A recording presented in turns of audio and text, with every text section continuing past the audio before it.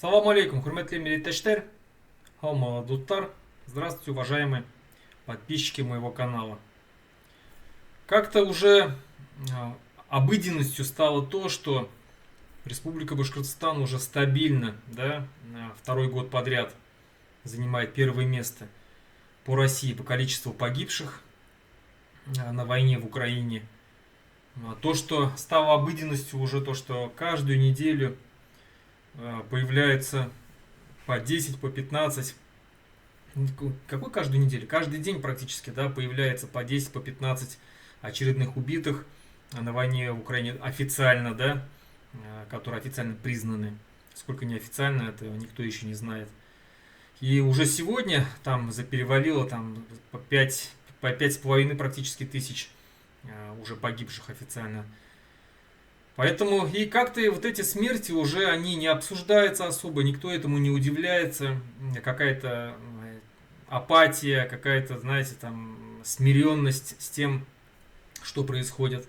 А ведь если подумать, это же, ну, страшно, страшно. Вот уже приближаемся к 6 тысячам, да, погибших на войне в Украине, и из которых 1/3 это башкиры, 1/3 это татары, 1/3 это русские. Ну, условно, да, примерно так оно и выходит. И если 1/3 это башкиры, это, ну, около практически 2000, да, 2000 башкир. 2000 мужчин, которые могли бы дать потомство там, да, еще растить детей, делать какое-то благие какие-то дела там на благо Республики Башкортостан, полезные дела какие-то. Но нет, они вот купились на какие-то там лживые обещания Путина, Хабирова и поехали за несколько тысяч километров от своего дома для того, чтобы убивать украинцев, еще и попытаться заработать на этом. 5000 с лишним человек сейчас трупы. Вот. В дальнейшем это очень сильно катастрофически скажется на Республике Башкортостан. Во-первых, это скажется демографически. 5000 мужчин это все-таки очень много. Это, ну, грубо говоря, если семья составляет, ячейка семьи составляет из 4 человек, то это 20 тысяч человек задело, да, это трагедия. То есть у кого-то, возможно, уже не будет дети. Дети у кого-то будут расти сиротами. Матери лишатся своих сыновей. Это горе, страшное горе, когда родители хоронят своих детей. Такого не должно быть, вот, по идее. И это демографически это одно. Плюс, когда-никогда война все равно кончится. Война кончится, и кризис государства, он неминуемый. И если сегодня тех же самых афганцев, там, да, чеченцев, которые воевали в Афганистане, в Чечне, но не особо уважают, да, то есть там нету такого пиетета к ним, как к ветеранам Второй мировой войны. Почему? Потому что реально эти войны были непонятные. Но за что в Афганистане воевали наши жители Республики Башкортостан? За что? То есть где-то там исполняли какой-то интернациональный долг за пределами Советского Союза, на чужой земле, убивая граждан Афганистана, его жителей. Огромное количество мирных жителей Афганистана тогда погибло от тех бомбежек, там, ковровых бомбардировок и так далее, зачисток различных. И что они там, Афганистан захватили, не захватили. Афганистан до сих пор никто не может захватить. Что они там, навели порядок какой-то конституционный? Нет. Ушли оттуда в течение после 10 лет там боев. Ушли, вышли, и что сейчас эти афганцы? Герои? Нет, никакие они не герои. И где они, за что воевали, не так, и так же и до сих пор и непонятно. Чеченцы. За что наши башкиры ездили в Чечню убивать чеченцев, которые боролись за свою независимость. Но это позорно, позорно сегодня это вспоминать. То есть, да, наши башкиры, которые сами веками страдают от Москвы, которые сами боролись веками за независимость, ездили подавлять чеченское национально-освободительное движение, подавлять чеченскую независимость.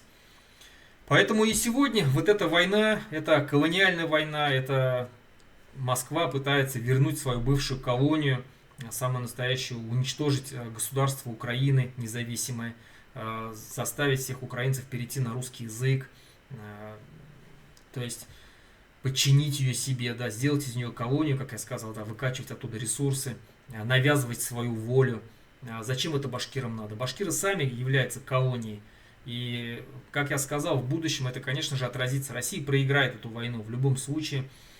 Пусть даже она закончится перемирием, пусть там зафиксируется сегодняшняя там оккупированная территория за Россией, но в будущем она в любом случае проиграет. Она уже проиграла ее перед всем миром тем, что она является оккупантом.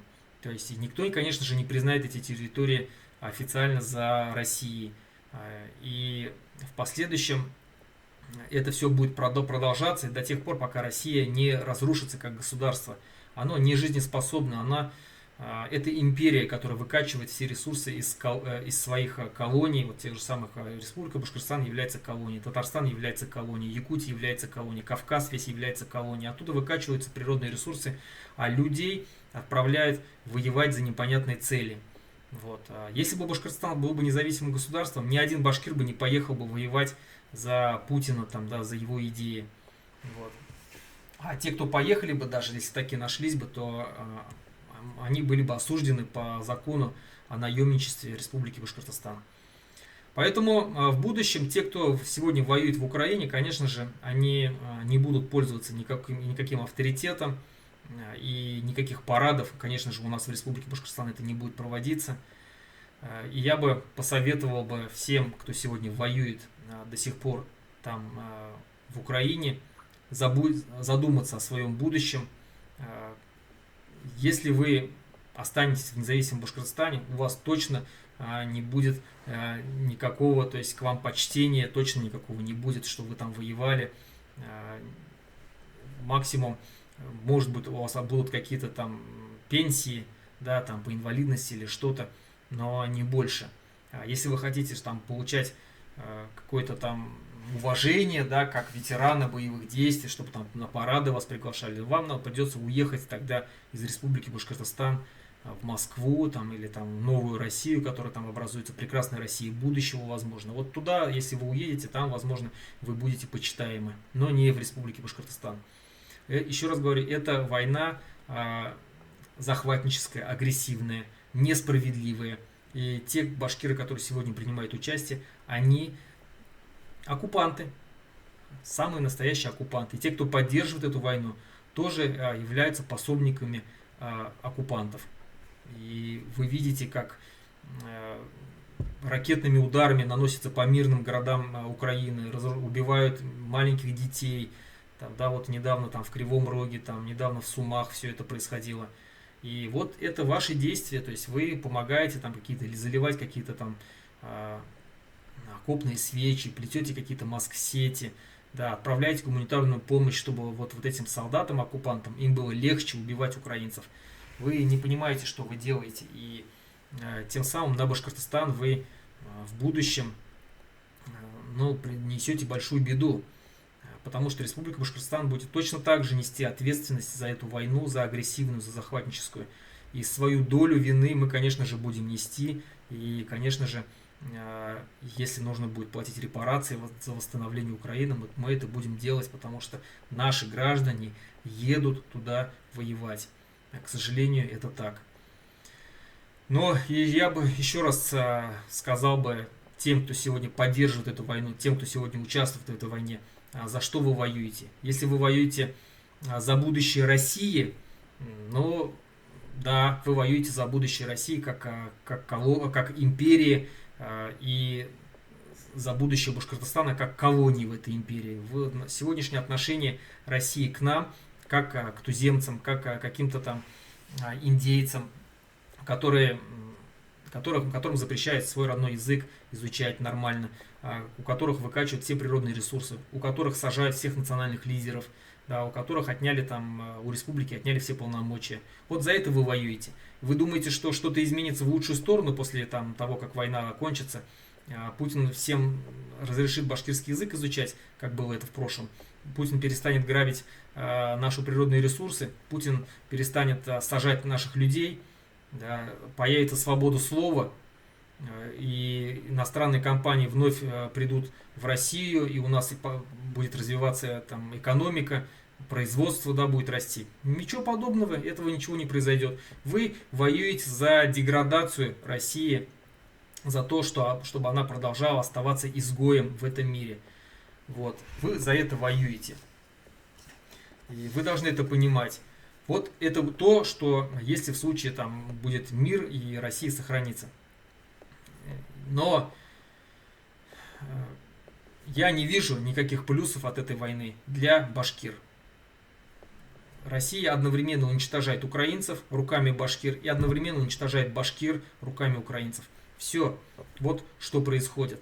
Нас стравливают, нас бросают на войну, да, на передовую, башкир умирать за непонятные идеи и цели Путина. Поэтому задумайтесь, за что вы воюете. Я предлагаю вам всем максимально косить от войны, не участвовать, не поддерживать эту войну ни в коем случае, не поддерживать администрацию Хабирова, не поддерживать Путина, не голосовать, не участвовать вообще в каких-либо там победоносных, победобесии, вот эти вот шествиях и так далее, и так далее.